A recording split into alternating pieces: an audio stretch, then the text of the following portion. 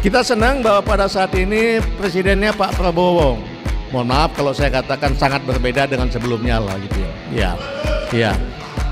Beliau ini sangat peduli dengan kepentingan rakyat. Beliau sudah menyatakan berkali-kali beliau ingin rakyat Indonesia semuanya hidup dengan sejahtera. Tidak ada yang miskin, tidak ada yang mengalami perlakuan sewenang-wenang. Nah, kesempatan ini kita sampaikan ke Bapak Prabowo, Pak, tolong betul-betul diusut secara tuntas, Pak, dan dijatuhkan hukuman dengan seberat-beratnya. Kembali saya garis bawahi, keadilan harus ditegakkan meskipun langit akan runtuh.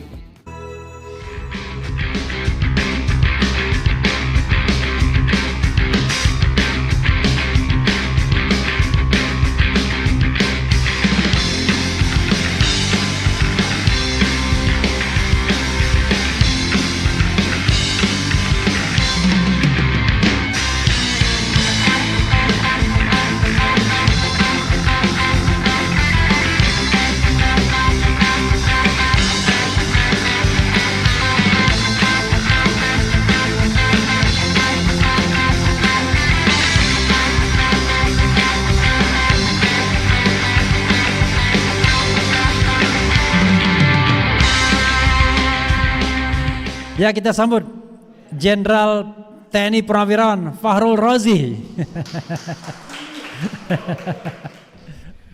Assalamualaikum warahmatullahi wabarakatuh.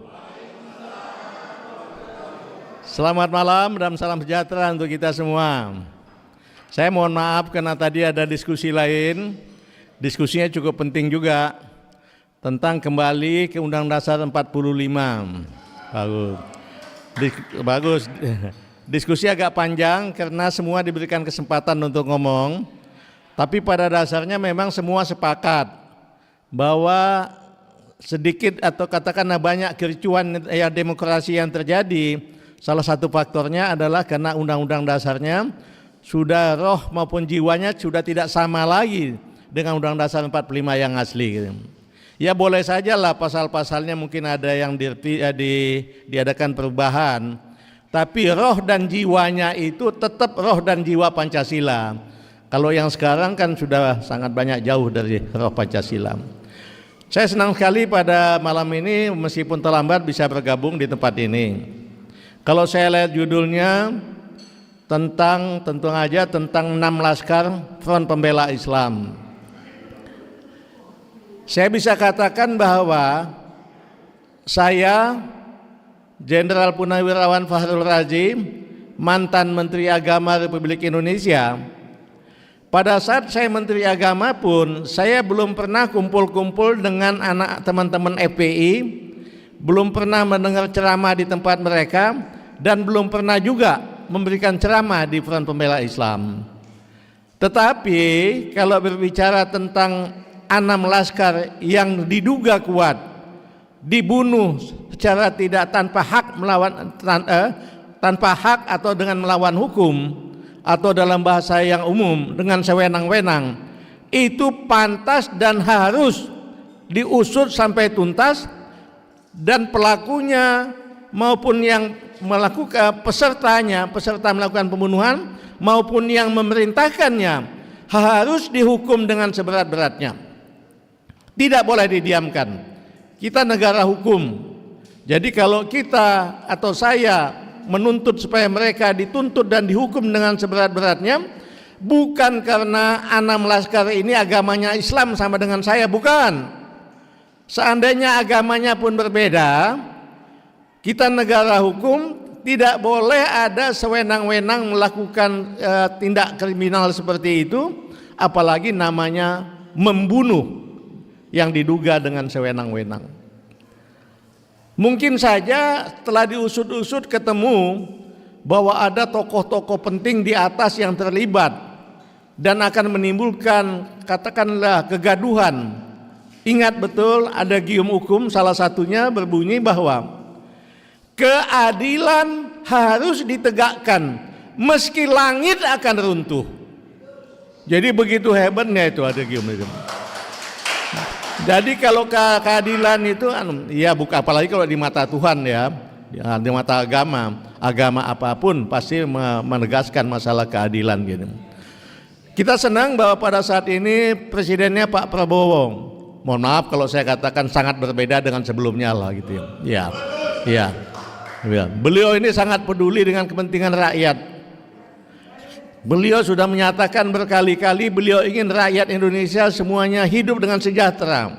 Tidak ada yang miskin, tidak ada yang mengalami perlakuan sewenang-wenang. Nah, kesempatan ini kita sampaikan ke Bapak Prabowo, Pak, tolong betul-betul diusut secara tuntas, Pak, dan dijatuhkan hukuman dengan seberat-beratnya. Kembali saya garis bawahi, keadilan harus ditegakkan meskipun langit akan runtuh. Assalamualaikum warahmatullahi wabarakatuh. Terima kasih. Pak Jenderal, jangan beranjak dulu Pak. Saya minta Pak Jenderal duduk. Boleh. Saya pengen tanya beberapa hal ke Pak Jenderal, penting. Sebagai seniornya Pak Prabowo. Ya. Kapan lagi kita nanya senior? Ya, boleh. Pak Prabowo. Jadi sobat. Oke. Di adjustment ya. Oke. Tes 1 2 3. Ya. Belum di adjustment, sudah.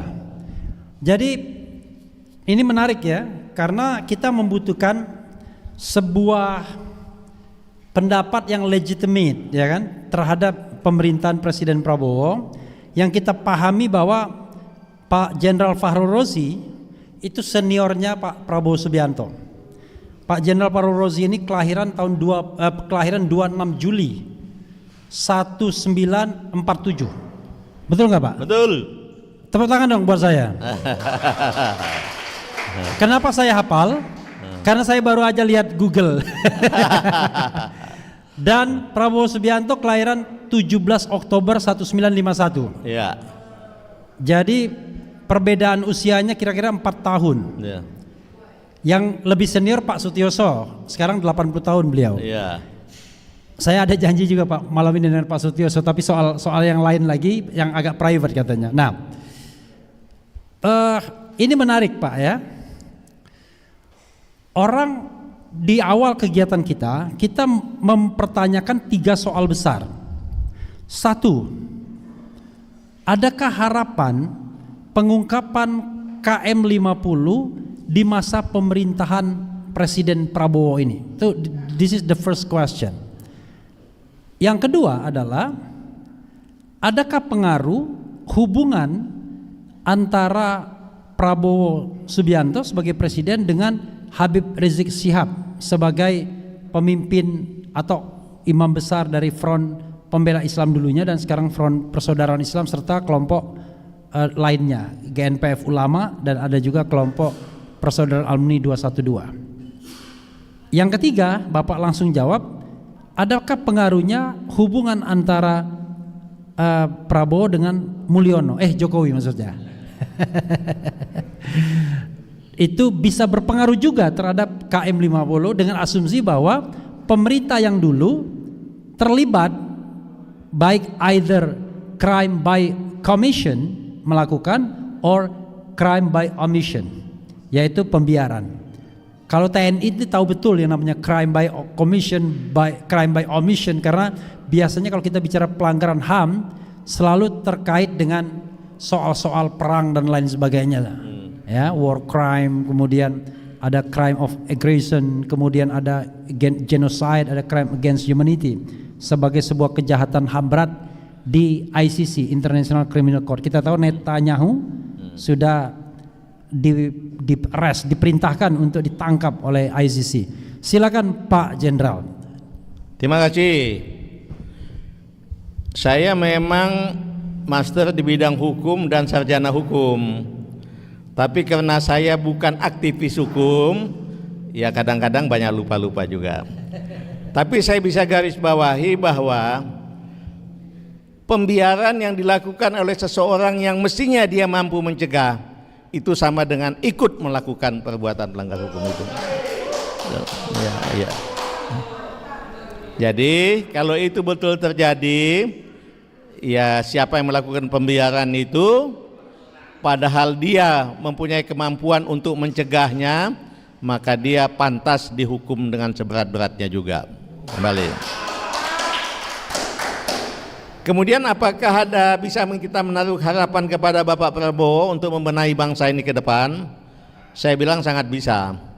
Karena saya yang lalu pernah saya sampaikan bagaimana kekhasan Pak Prabowo ini. Dia bangga sekali dalam masuk suatu kesatuan, dia membenahi kesatuan itu dengan sebaik-baiknya. Saya contohkan, pernah yang lalu saya sampaikan, misalnya pada saat Danjen Kopassus, misalnya betul-betul satuan ini dilantik dan dilengkapinya dengan sangat baik, gitu, tanpa mengecilkan komandan-komandan sebelumnya.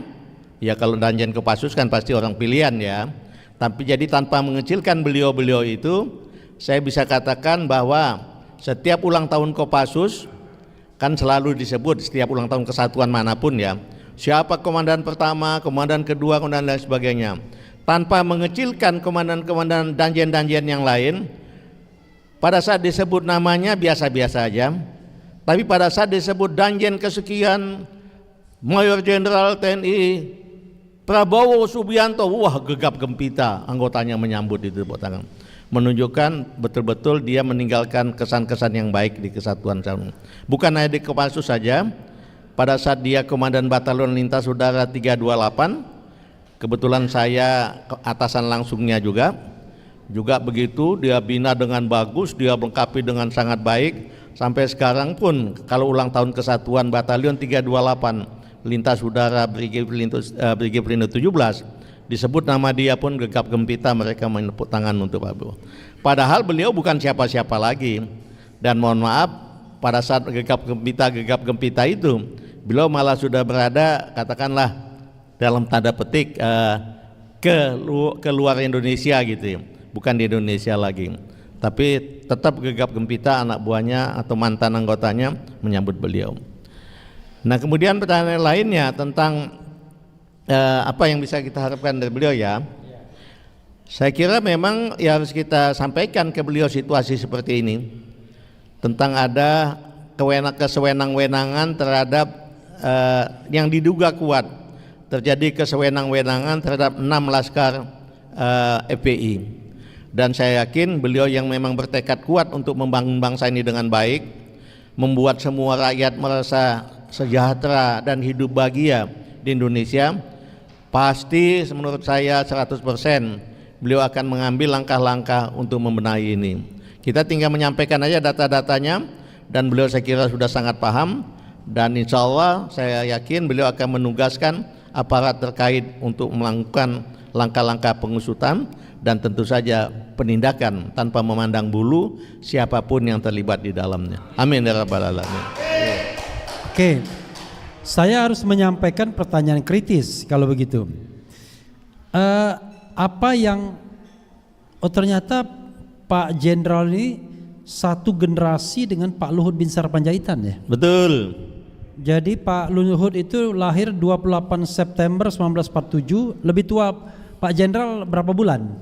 Ya mungkin lebih kemudian tua saya. Kemudian sama Pak Wiranto lebih senior lagi. Lebih ya? senior, Pak Wiranto lebih senior. Tapi 47 juga dia, 47 awal ya? Iya, kalau beliau kan masih AMN ya.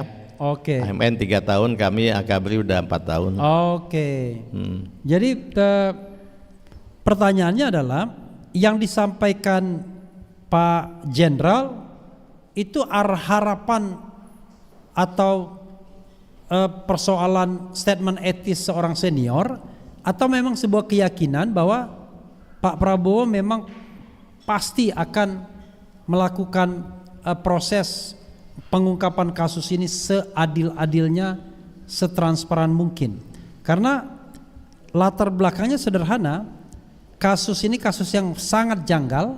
Saya sebagai orang hukum cuma geleng-geleng kepala bagaimana hukum ditelanjangi di depan mata. Ini mohon maaf Pak, seperti kita melihat orang mencuri di depan kita, kita tahu dia mencuri tapi dia dengan santainya mengatakan tidak mencuri, padahal kita melihat dengan mata kepala sendiri. Nah, saking transparannya. Tapi tiba-tiba Pak Jenderal mengatakan Pak Prabowo akan mengungkapkan ini. Silakan Pak. Ya sebagaimana saya katakan tadi, beliau betul-betul punya tekad untuk menjadi presiden yang sesungguhnya buat bangsa Indonesia ini. Beliau diberikan kepercayaan, ya mohon maaf beliau sudah gagal 3 kali menjadi presiden.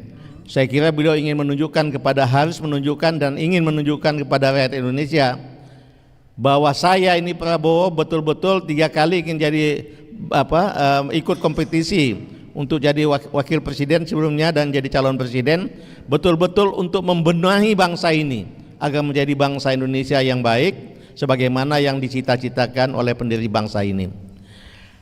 Kedua, saya memang dalam kapasitas dua-duanya, baik sebagai pernah menjadi atasannya, pernah menjadi temannya yang sama-sama pendidikan sekolah. Saya pernah sampaikan bahwa kami pernah bersama bertiga mengikuti pendidikan jangka pendek intelijen di Hawaii.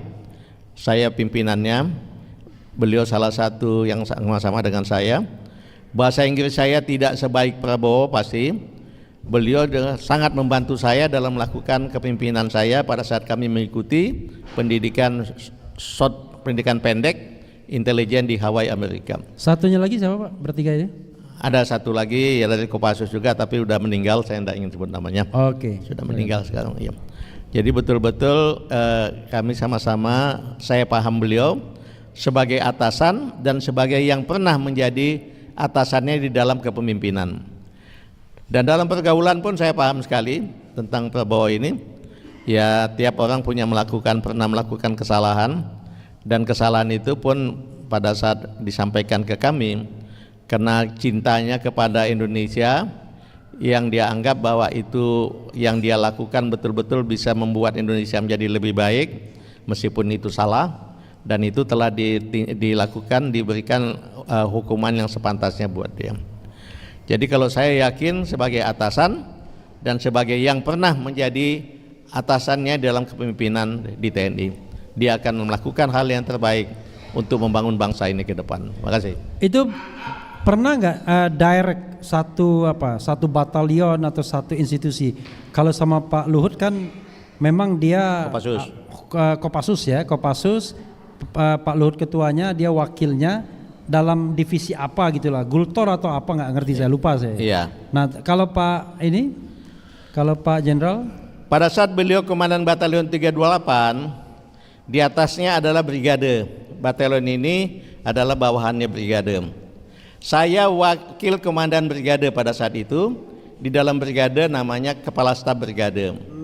Bukan komandan brigade, tapi saya kepala staf brigade atau sama dengan wakil komandan brigade.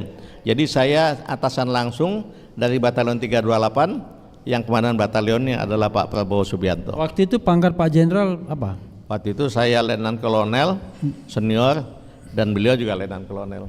Oke, beliau juga Ya. Letnan Kolonel ya. Iya. Sorry maaf, Pak Jenderal jadi wakil Panglima TNI itu tahun berapa sampai tahun berapa? Dan apa ya? Atau Jenderal tahun berapa? Biasanya lebih ingat Jenderalnya. Iya. Setelah reformasi Pak ya? 99 ya. 99. Jadi setelah reformasi Iya. Ada jabatan baru wakil Panglima TNI. Iya. Beliau sebelumnya udah ada wakil Panglima TNI Pak Widodo. Oke. Iya. Wakil Panglima TNI Pak Widodo sebelumnya. Itu Widodo. Oke. Soalnya ini jabatan kadang ada kadang enggak. Iya. Iya. Kemudian ya dengan pertimbangan tertentu hilang. Tapi kemudian waktu saya Menteri Agama, Pak Jokowi sempat mengumumkan mengadakan lagi jabatan itu. Saya tahu sekali karena pada saat mengumumkannya itu saya ada di situ. Oke. Ya. Dan itu buat Pak Andika katanya waktu itu. Nggak tahu, tapi kemudian ya mungkin politik berkata lain mungkin ya. Oke. Nggak jadi diisi. Iya, soalnya memang menampung menjadi bintang 4 ini kadang-kadang slotnya kan sedikit. Iya. Kalau di Polri sebenarnya cuma satu aja slot bintang 4, tapi tiba-tiba ada kabin bintang 4 ya. Iya. Pak Farul Rozi, apapun yang Bapak komentarkan ya, agak berbeda dengan apa yang terjadi atau yang menjadi diskusi kita sepanjang hari.